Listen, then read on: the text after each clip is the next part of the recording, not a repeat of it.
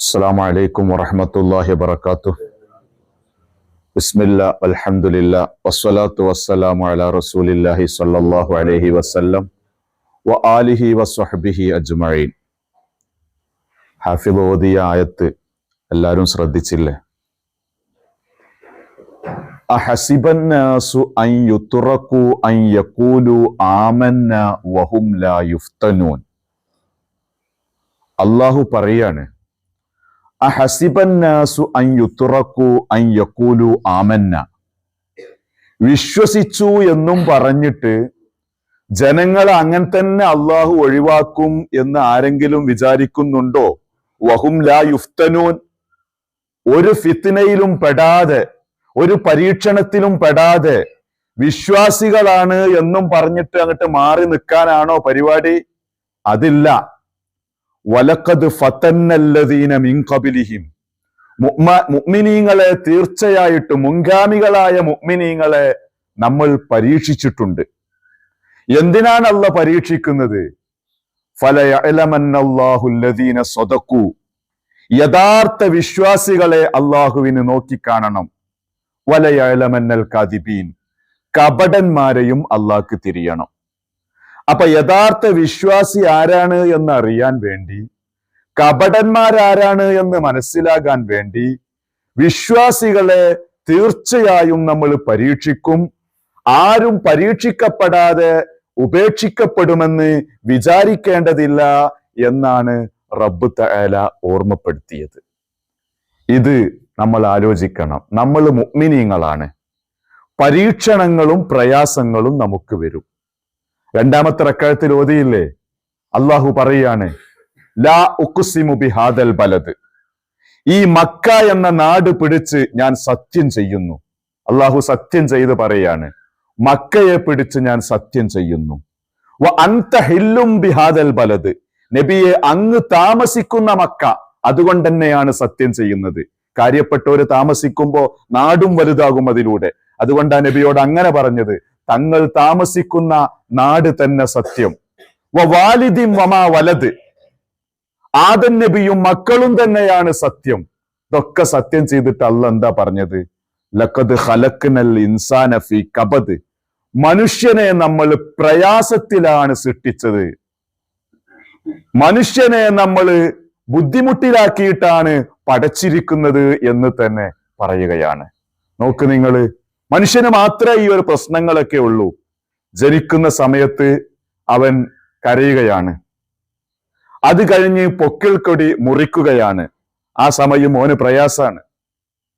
അത് കഴിഞ്ഞ് അവന്റെ ഇഷ്ടം നോക്കാതെ ചുടുവെള്ളത്തിലും പച്ചവെള്ളത്തിലും അവനെ കുളിപ്പിക്കുകയാണ്. അത് കഴിഞ്ഞ് അവന്റെ ഇഷ്ടമില്ലാതെ അവനക്ക് മരുന്നുകൾ നൽകുകയാണ്. അത് കഴിഞ്ഞ് അവനെ സുന്നത്ത് കഴിക്കുകയാണ്.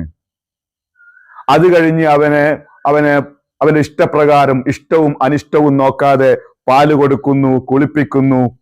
ഇതെല്ലാം കഴിഞ്ഞ് അവനെ മദ്രസയിലാക്കുമ്പോൾ, സ്കൂളിലാക്കുമ്പോൾ അധ്യാപകരുടെ ശകാരവും ശിക്ഷണവും ഓൻ ഏൽക്കേണ്ടി വരുന്നു. നാടിൽ നിന്ന് മാറി താമസിക്കേണ്ടി വരുന്നു. ഇതൊക്കെ മനുഷ്യനെ നമ്മൾ കഷ്ടപ്പാടിലും പ്രയാസത്തിലുമാക്കിയിട്ടാണ് പടച്ചിരിക്കുന്നത് എന്ന് റബ്ബ് പറയാ. ചോദിച്ചാല് I am happy, I am very very happy എന്നൊക്കെ പറയുമെങ്കിലും മനുഷ്യന്റെ അവസ്ഥ ഇതാണ്. അങ്ങനെ പിന്നെ സ്കൂളിൽ പോയി കഴിഞ്ഞാൽ, മദ്രസയിൽ പോയി കഴിഞ്ഞാൽ അധ്യാപകരുടെ ശിക്ഷണവും ശകാരവും ഏറ്റുവാങ്ങേണ്ടി വരുന്നു.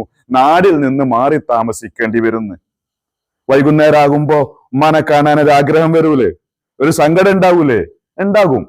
പിന്നെ അവന് 10 15 വർഷം പഠിച്ചു കഴിഞ്ഞാല് ആ പഠനത്തിന്റെ സമയത്ത് ഒരുപാട് കഷ്ടപ്പാടുകൾ, പരീക്ഷ വരുമ്പോ, അതേപോലെ തന്നെ പ്രത്യേക ടെസ്റ്റുകൾ വരുമ്പോ, അല്ലെങ്കിൽ മത്സരങ്ങൾ വരുമ്പോ അതിൽ ജയിക്കണം, മാർക്ക് ഉണ്ടാക്കണം, ഇങ്ങനെ ഈ ഒരു പ്രശ്നങ്ങള്.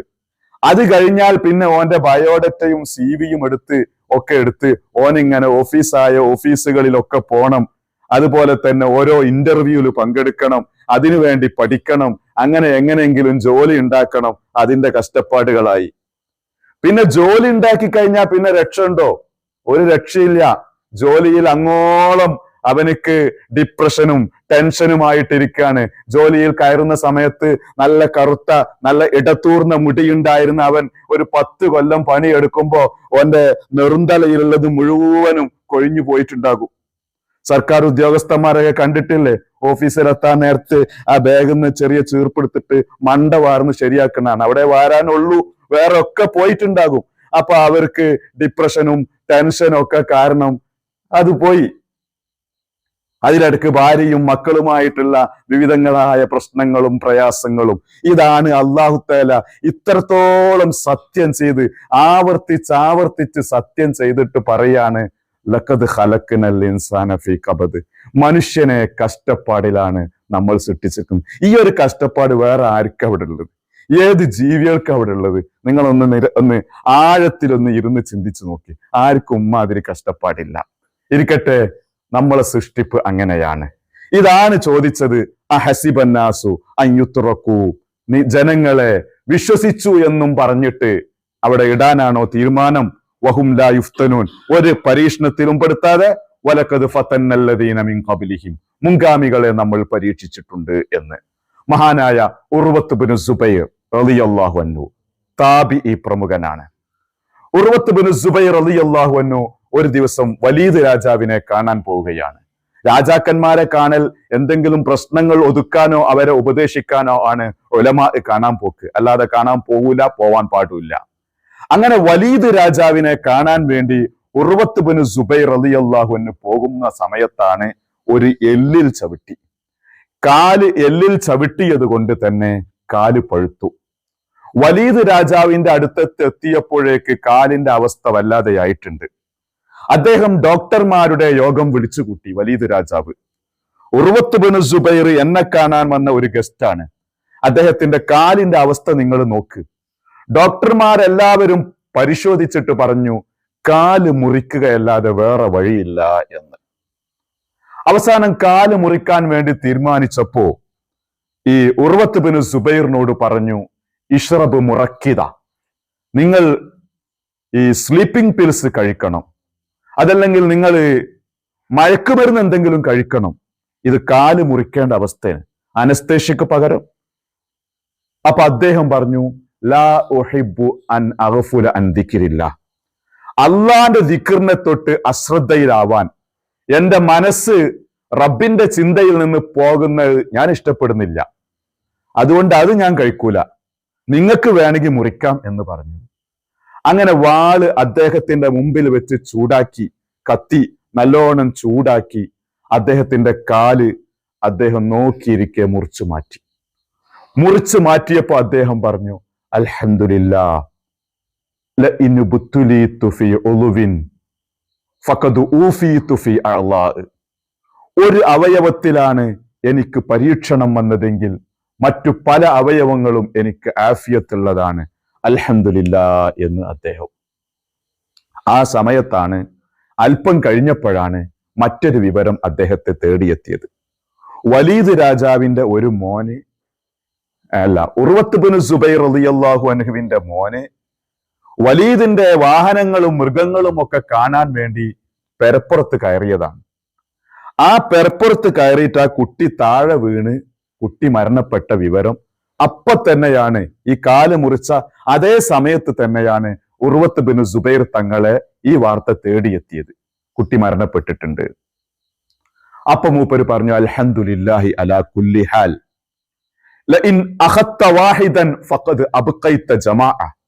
പടച്ചോനെ, സർവസ്തുതിയും നിനക്കാണ്, ഒരാളെ നീ എടുത്തിട്ടുണ്ടെങ്കിൽ ഒരു കൂട്ടത്തെ നീ ഇവിടെ ബാക്കി വെച്ചിട്ടുണ്ടല്ലോ എന്ന് ഉർവത്ത് ബിൻ സുബൈർ റളിയല്ലാഹു അൻഹു പറഞ്ഞു. അതാണ് അള്ളാഹ് പറഞ്ഞത്, നമ്മൾ പരിശോധിക്കും. കാരണം ഫലയഅലമല്ലാഹുല്ലദീന സദഖു വലയഅലമന്നൽ കാദിബീൻ, യഥാർത്ഥ ദൈവബോധമുള്ളവർ ആരാന്ന് മനസ്സിലാവട്ടെ, കപടന്മാരാരാന്ന് മനസ്സിലാവട്ടെ. അത് മനസ്സിലാവാൻ പറ്റുന്ന സന്ദർഭമാണ് ഇമ്മാതിരി പരീക്ഷണം കൊടുക്കുക. അദ്ദേഹത്തിന്റെ ഇലാഹി ബോധമാണ് ഈ കണ്ടത്. ഉർവത്ത് ബിൻ സുബൈർ റളിയല്ലാഹു അൻഹുവിന്റെ ചരിത്രം അവിടെ അവസാനിക്കുന്നില്ല. 2 ദിവസം കഴിഞ്ഞപ്പോ ഈ വലീദ് രാജാവിന്റെ അടുത്ത് അബസ് എന്ന് പറയുന്ന നാട്ടിൽ നിന്ന് ഒരു വൃദ്ധൻ, കണ്ണു കുരുടനായ ഒരു വൃദ്ധൻ വന്നിരിക്കുകയാണ്. അപ്പൊ വലീദ് രാജാവ് ഈ വൃദ്ധനോട് ചോദിച്ചു, എന്താ നിങ്ങളെ അവസ്ഥ, നിങ്ങളെ കണ്ണിന് കാഴ്ച എങ്ങനെ പോയത്? അപ്പൊ അദ്ദേഹം പറയാണ്, എന്റെ കഥ പറയുകയാണെങ്കിൽ, അബസ് എന്ന നാട്ടിൽ എന്നേക്കാൾ വലിയൊരു പണക്കാരനില്ല. ഒരു ദിവസം ഞാൻ എൻ്റെ കുടുംബത്തെയും കൂട്ടി കൂട്ടുകാരോടൊത്ത് ഒരു യാത്ര പോവുകയാണ്. അങ്ങനെ യാത്ര പോയി ഞാനുണ്ട്, എൻ്റെ ഭാര്യയും മക്കളുമുണ്ട്, എൻ്റെ സ്വത്തും എല്ലാം ഞാൻ കൂടെ കൂട്ടിയിട്ടാണ് ഞാൻ പോകുന്നത്. യാത്രക്കിടയിൽ ഒരു മലഞ്ചെരുവിൽ ഞങ്ങൾ വിശ്രമിക്കാൻ ഇറങ്ങി. അവിടെ വിശ്രമിച്ചു കൊണ്ടിരിക്കുമ്പോഴാണ് മിന്നൽ പ്രളയം ഉണ്ടായത്. പെട്ടെന്നൊരു പ്രളയം, മേഘവിസ്ഫോടനായിരിക്കും. അങ്ങനെ ഒരു മിന്നൽ പ്രളയം ഉണ്ടായപ്പോ എൻ്റെ കുടുംബമെല്ലാം അതിൽ പോയി. എൻ്റെ സ്വത്തൊക്കെ നഷ്ടപ്പെട്ടു. ആകെ ബാക്കിയായത് എൻ്റെ ഒരു ഒട്ടകവും എൻ്റെ ഒരു ചെറിയ കുട്ടിയും. കുറച്ചു കഴിഞ്ഞേക്ക് ഒട്ടകം വിരണ്ട് ഓടിപ്പോയി. ഞാൻ ആ ഒട്ടകത്തെ തേടി ഇറങ്ങിയ സമയത്താണ് എൻ്റെ കുട്ടിയുടെ നിലവിളി ഇവിടുന്ന് കേൾക്കുന്നത്. തിരിച്ചു വന്ന് നോക്കുമ്പോൾ എൻ്റെ കുട്ടിയെ ചെന്നായ കടിച്ചു കീറുന്നതാണ് ഞാൻ കണ്ടത്. അങ്ങനെ ആ കുട്ടിയും മരണപ്പെട്ടു. അവസാനം ഞാൻ ഒട്ടകത്തെ തേടിപ്പോയി. ഒട്ടകത്തിന്റെ അടുത്തെത്തിയപ്പോ ഒട്ടകം എൻ്റെ മുഖത്ത് ചവിട്ടി എൻ്റെ 2 കണ്ണിന്റെ കാഴ്ചയും പോയി. അങ്ങനെയാണ് വലീദ് രാജാവേ ഞാനിപ്പോ ഈ വന്നിരിക്കുന്നത്. ഇത് പറഞ്ഞപ്പോ വലീദ് രാജാവ് പറയാണ്, ഇദ്ഹബു ഇലാ ഉർവത്ത് ബിൻ സുബൈർ, നിങ്ങൾ എല്ലാവരും കൂടി ഒന്ന് ഉർവത്ത് ബിൻ സുബൈറിന്റെ അടുത്ത് പോകണം. ലിയഅലമ അന്ന ഫിൽ അർളി അഅ്ളമ മുസീബത്തൻ മിൻഹു, ഈ ദുനിയാവില് അദ്ദേഹത്തെക്കാൾ വലിയ മുസീബത്തുള്ള ആള് വേറെയുമുണ്ട് എന്ന് ആര് മനസ്സിലാക്കട്ടെ, ഉർവത്ത് ബിൻ സുബൈർ അറിയട്ടെ. അതുകൊണ്ട് നിങ്ങൾ ഈ വാർത്ത പോയി ഉർവത്ത് ബിൻ സുബൈർ, ഇപ്പൊ നേരത്തെ കാല് മുറിച്ച് കിടക്കല്ലേ, അദ്ദേഹത്തോട് നിങ്ങൾ വിവരം പറയണം എന്ന് പറഞ്ഞു വന്നത് ഇതാണ്. അള്ളാഹു വിശ്വാസം പരീക്ഷിക്കാൻ വേണ്ടി ഇലാഹി ചിന്തയും അള്ളാഹുവിനെ മനസ്സിൽ എത്രത്തോളം കൊണ്ടു നടക്കുന്ന നിസ്കാരവും നോമ്പും ഒക്കെ എല്ലാവർക്കും ഉണ്ടാകും. പടച്ചോനില് അള്ളാഹു ഉണ്ടോ, അള്ളാഹിനെ പറ്റിയുള്ള ഉറച്ച വിശ്വാസം ഉണ്ടോ എന്നറിയണമെങ്കിൽ അള്ളാഹു അത് പരീക്ഷിക്കും. അങ്ങനെയാണ് ചെയ്യുന്നത്. സയ്യിദന മൂസ അലൈഹി സ്വലാത്തു വസ്സലാം അള്ളാഹുവിന്റെ ഒരു വലിയനെ കാണാൻ പോയിരിക്കുകയാണ്. ഇബാദത്തെടുക്കുന്ന ആളാണ് എന്ന് മൂസാ നബിക്ക് അറിയാം. മൂസാ നബി അവിടെ ചെന്ന് നോക്കുമ്പോൾ ഏതോ മൃഗം അദ്ദേഹത്തെ തിന്ന് എല്ലൊക്കെ മുറിച്ചിട്ട് കരൾ അവിടെ തുപ്പിയിട്ട് കാണുന്നു. പടച്ചോനെ, എന്താണ് ഈ കാണുന്നത്?